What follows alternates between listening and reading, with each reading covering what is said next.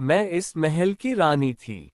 मेरे साथ विश्वासघात किया गया और मुझे इस दुनिया से विदा कर दिया गया। लेकिन मेरी आत्मा को शांति नहीं मिली है। अर्जुन ने उस आत्मा की मदद करने का निर्णय लिया। कहानी शुरू करने से पहले हमारे चैनल कहानियाँ 7.4 को प्लीज सब्सक्राइब एंड लाइक अवश्य करें ताकि हमें मोटिवेशन मिलता रहे, ताकि आप लोगों के लिए नया नया कहानी लाता रहूं। आइए कहानी शुरू करते हैं। श्यामपुर गांव की हर गली अपने अंदर कई रहस्यों को समेटे हुए थी।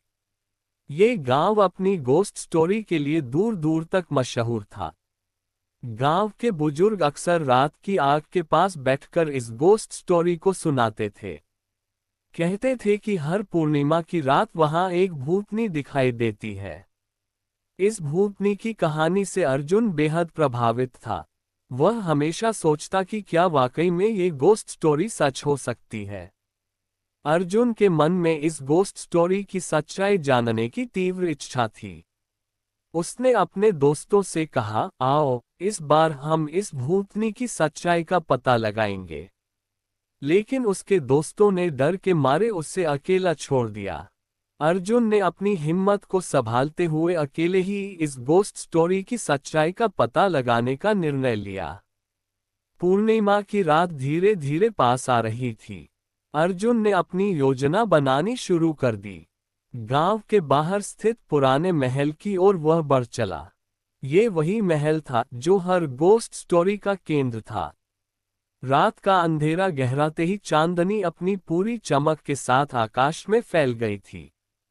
अर्जुन के कदमों की आहट सुनाई दे रही थी, जैसे वह किसी गोस्ट स्टोरी का हिस्सा बन चुका हो। उसके दिल की धड़कन तेज हो गई थी। महल के पास पहुंचते ही उसे एक ठंडी हवा का झोंका महसूस हुआ, जिसने उसके रोंगटे खड़े कर दिए। उसने देखा कि महल की पुरानी सीढ़ी अंधेरे में गुम हो रही थी। अर्जुन ने हिम्मत जुटाकर सीढ़ियां चढ़नी शुरू की। इस गोस्ट स्टोरी की यादें उसके मन में घूम रही थीं। अचानक उसे किसी के रोने की आवाज सुनाई दी। वह आवाज इतनी दर्द भरी थी कि अर्जुन का कलेजा कांप उठा। उसने आवाज की दिशा में बढ़ना शुरू किया। सामने एक कमरे में उसे एक साया दिखा। वह किसी महिला का था जो सफेद साड़ी में लिपटी हुई थी। अर्जुन ने हिम्मत करके पूछा, तुम कौन हो? ये वही क्षण था जब अर्जुन इस गोस्ट स्टोरी की हकीकत के सामने खड़ा था। वह साया धीरे धीरे उसकी ओर बढ़ा और एक ठंडी आवाज में कहा, मैं इस महल की रानी थी। मेरे साथ विश्वासघात किया गया और मुझे इस दुनिया से विदा कर दिया गया। लेकिन मेरी आत्मा को शांति नहीं मिली है। अर्जुन ने उस आत्मा की मदद करने का निर्णय लिया। उसने पूछा कि वह कैसे उसकी मदद कर सकता है। इस गोस्ट स्टोरी का रहस्य अब उसके सामने खुलने वाला था। आत्मा ने उसे एक पुरानी तिजोरी के बारे में बताया, जिसमें उसके जीवन की सारी सच्चाई दबी हुई थी। अर्जुन ने अपनी पूरी ताकत लगाकर उस तिजोरी को ढूंढा और खोला। उसमें रानी के जीवन की सारी सच्चाइयां थीं, जिन्हें जानकर अर्जुन स्तब्ध रह गया। इस गोस्ट स्टोरी का अंत अब उसके हाथ में था। वह सारी बातें लेकर उसने गांव वालों को बताई और रानी के साथ हुए अन्याय को न्याय दिलाने की कोशिश की। धीरे धीरे रानी की आत्मा को शांति मिली और उसने अर्जुन को धन्यवाद दिया।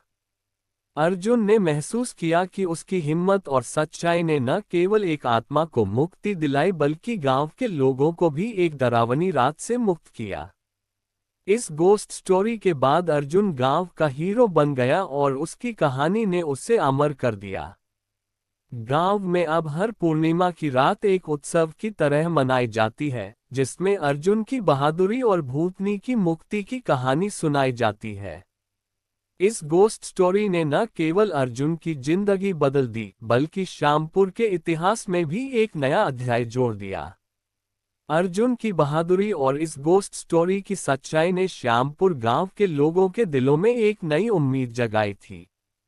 लेकिन इस कहानी का अंत यही नहीं था। रानी की आत्मा को शांति तो मिल गई थी, लेकिन महल की दीवारों में छिपे कई और रहस्य अब भी उजागर होने बाकी थे। अर्जुन को महसूस हुआ कि यह गोस्ट स्टोरी उसकी किस्मत से जुड़ी हुई है और उसे इन रहस्यों को सुलझाना होगा। पूर्णिमा के बाद की अगली रातें भी रहस्यमयी होती जा रही थीं। अर्जुन ने महसूस किया कि महल के कुछ और हिस्सों में कोई अदृश्य शक्ति उसे खींच रही थी। एक रात उसने फिर से महल जाने का निर्णय लिया। इस बार उसने गांव के कुछ और जिज्ञासु युवकों को अपने साथ चलने के लिए मना लिया। महल में प्रवेश करते ही अर्जुन और उसके साथी एक नए कमरे की ओर बढ़े। ये कमरा पहले से बंद था और अर्जुन को यकीन था कि यहाँ भी कोई गोस्ट स्टोरी छिपी हुई है। कमरे के अंदर एक पुराना चित्र लटका हुआ था जिसमें एक आदमी और महिला को दिखाया गया था। अर्जुन ने गौर से देखा और पाया कि यह वही रानी थी जिसकी आत्मा को उसने शांति दी थी। लेकिन उस आदमी का चेहरा उसकी समझ से बाहर था। चित्र के पीछे एक गुप्त दरवाजा था। दरवाजे को खोलते ही अर्जुन और उसके दोस्तों ने देखा कि वहां एक गुप्त सुरंग थी। सुरंग के अंदर बहुत सी पुरानी चीजें पड़ी थीं, जिनमें कुछ पुराने ग्रंथ और दस्तावेज शामिल थे।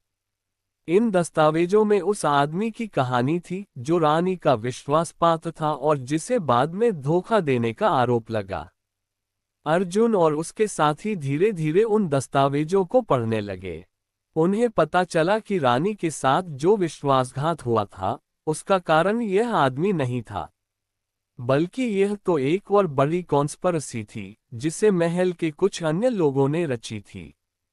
अर्जुन को समझ आ गया कि इस गोस्ट स्टोरी के पीछे एक बड़ी साजिश थी जिसे किसी ने जानबूझकर छुपा रखा था। इस नई जानकारी ने अर्जुन को और भी उत्साहित कर दिया। उसने अपने दोस्तों के साथ मिलकर इन दस्तावेजों को गांव के बुजुर्गों के सामने पेश किया। गांव के लोग इस सच्चाई को जानकर हैरान रह गए। उन्हें पहली बार पता चला कि इस गोस्ट स्टोरी के पीछे का सच कुछ और ही था। गांव में एक सभा बुलाई गई जिसमें अर्जुन ने अपनी पूरी यात्रा और इस गोस्ट स्टोरी के पीछे छुपे रहस्यों को उजागर किया। इस सभा के बाद गांव के सभी लोग अर्जुन की तारीफ करने लगे। उन्हें महसूस हुआ कि अर्जुन ने न केवल एक भूतनी की आत्मा को शांति दिलाई, बल्कि गांव के इतिहास में छुपे हुए कई रहस्यों को भी उजागर किया। इस गोस्ट स्टोरी की वजह से अर्जुन की बहादुरी और उसकी खोजबीन के किस्से दूर दूर तक फैल गए। गांव के लोग अब महल को एक ऐतिहासिक धरोहर के रूप में देखने लगे।